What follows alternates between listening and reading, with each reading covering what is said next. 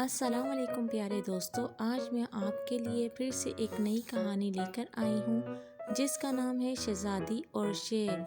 तो अपनी कहानी को स्टार्ट करते हैं।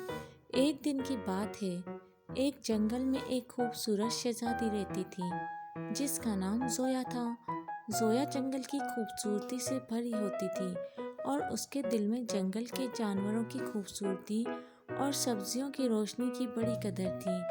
एक दिन ज़ोया जंगल में गुम हो जाती है और वो अकेला रह जाती है। जंगल के जानवरों ने उसे देखा और उसकी खुशबू की तारीफ करते हैं। उन्होंने ज़ोया को अपने साथ रख लिया और उसकी मोहब्बत में बस गए। एक दिन एक शेर जंगल में आता है और देखता है कि ज़ोया की खूबसूरती में उसके दिल की धड़कन तेज हो जाती है। शेर ने ज़ोया को छूने की कोशिश की, लेकिन ज़ोया ने उसको धकेल दिया। ज़ोया का दिल शेर की शरारत को जानता था, लेकिन वो शहज़ादी को बचाने का फैसला करता है और शेर को अपना दोस्त बनाती है। शेर ने अपनी शरारती आदत को तुर्क किया और वो दोनों अच्छे दोस्त बन जाते हैं। ये कहानी हमें ये सिखाती है कि खूबसूरती और सीरत के बावजूद दोस्ती और मोहब्बत की बुनियाद पर दोनों की ज़िंदगी में खुशियाँ और उम्मीदें पैदा की जा सकती हैं।